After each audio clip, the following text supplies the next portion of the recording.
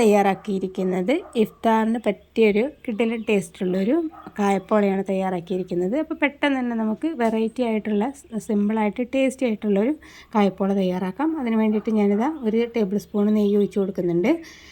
അതിലേക്ക് ഇനി നമുക്ക് കുറച്ച് കാഷ്യൂനട്ട് ഇട്ട് കൊടുക്കാം കേട്ടോ. കാഷ്യൂനട്ട് കയ്യിലുണ്ടെന്നുണ്ടെങ്കിൽ ചേർത്ത് കൊടുത്താൽ മതി. പിന്നെ കറക്റ്റായിട്ട് പെർഫെക്റ്റായിട്ട് കിട്ടണമെന്നുണ്ടെങ്കിൽ ഇതുപോലെ കാഷ്യൂനട്ടും കൂടി ചേർത്ത് കൊടുത്തിട്ടുണ്ടെങ്കിൽ നല്ല ടേസ്റ്റും കാര്യങ്ങളും ഉണ്ടാവും.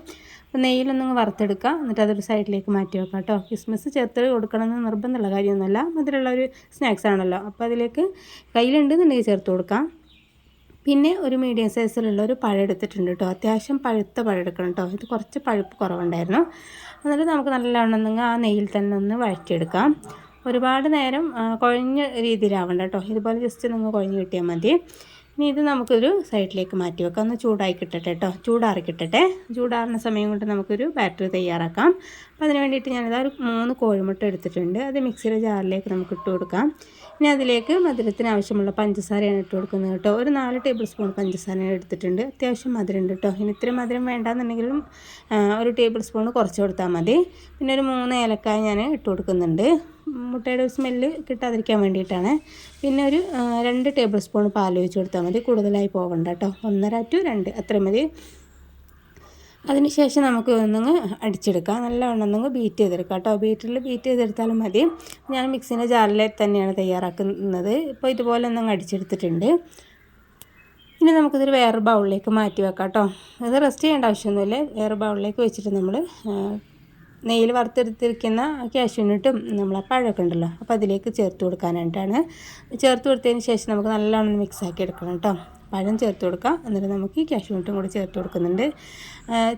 കാഷ്യൂനട്ട് ഇട്ട് കൊടുക്കുന്ന സമയത്തൊന്നും കൈ കൊണ്ടൊന്നും പൊട്ടിച്ച് ചേർത്ത് കൊടുത്താൽ മതി കേട്ടോ. എന്നിട്ട് ഇതുപോലെ നല്ലോണം മിക്സ് ആക്കി കൊടുക്കാം.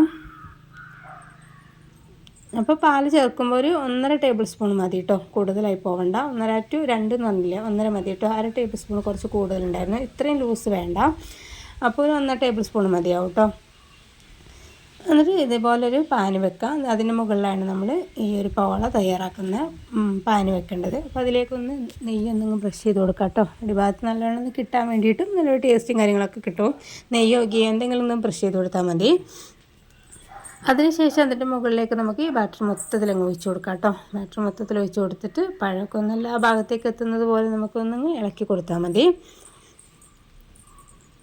ഇതുപോലെ നിങ്ങൾ തവി വെച്ചിട്ട് അങ്ങ് ഇളക്കി കൊടുത്താൽ മതി കേട്ടോ. കണ്ടില്ല, കുറച്ച് ലൂസായിട്ടുള്ളൊരു ബാറ്ററാണ് നമുക്ക് കിട്ടിയിട്ടുള്ളത്. അപ്പോൾ ഇത്രയും ലൂസ് വേണ്ട കേട്ടോ. അപ്പോൾ അതുകൊണ്ടാണ് ഞാൻ പറഞ്ഞത് പാൽ കുറച്ചാൽ മതി കേട്ടോ. എന്നിട്ടൊരു 10-20 മിനിറ്റിന് ശേഷം ഒന്ന് തുറന്ന് നോക്കുന്ന സമയത്ത് ഇതുപോലെ ആയിട്ടുണ്ട് കേട്ടോ. 20 മിനിറ്റിന് ശേഷം കറക്റ്റായിട്ട് കിട്ടിക്കോളും. അപ്പോൾ ഇതുപോലെ ടൂത്ത് പിക്കോ ഫോർക്ക് എന്തെങ്കിലും വെച്ചിട്ട് ഇങ്ങനെ കുത്തി വെക്കുന്ന സമയത്ത് ഒട്ടി പിടിക്കുന്നില്ല എന്നുണ്ടെങ്കിൽ കറക്റ്റായിട്ട് കുക്കായി കിട്ടിയിട്ടുണ്ടാവും. അപ്പോൾ ഇതിൻ്റെ മുകൾ ഭാഗം ഒന്നും കുക്ക് ചെയ്ത് കിട്ടാൻ വേണ്ടിയിട്ട് ഒന്ന് വേറൊരു പാനിലേക്ക് വെച്ചിട്ട് ഇതുപോലെ ഒന്ന് ഫ്ലിപ്പ് ചെയ്തെടുത്താൽ മതി.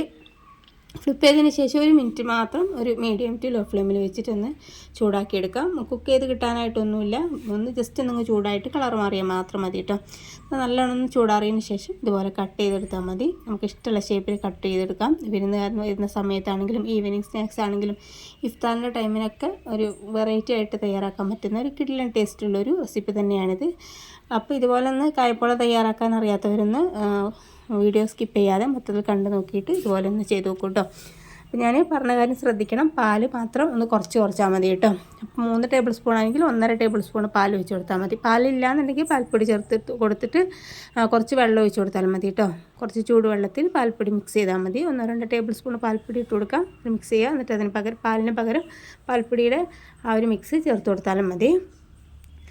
അപ്പോൾ ഇത്രയേ ഉള്ളൂ കേട്ടോ. കിടിലൻ ടേസ്റ്റുള്ള ഒരു റെസിപ്പി തന്നെയാണിത്. അപ്പോൾ വീഡിയോ നിങ്ങൾക്ക് ഇഷ്ടപ്പെട്ടിട്ടുണ്ട് എന്നുണ്ടെങ്കിൽ ലൈക്ക് ചെയ്യാൻ മറക്കരുത്. ഫാമിലി ഫ്രണ്ട്സിനൊക്കെ ഒന്ന് ഷെയർ ചെയ്യാൻ മറക്കരുത് കേട്ടോ. സബ്സ്ക്രൈബ് ചെയ്യാതെ കാണുന്നവരൊന്ന് സബ്സ്ക്രൈബ് ചെയ്ത് സപ്പോർട്ട് ചെയ്യും. തൊട്ടടുത്തുള്ള ബെല്ലൈക്കണും കൂടി ഒന്ന് പ്രസ് ചെയ്യാനും മറക്കരുത്. അപ്പോൾ നമുക്ക് ഇതിനേക്കാളും നല്ല കിടിലൻ വീഡിയോയുമായിട്ട് വീണ്ടും കാണാം. Okay, thank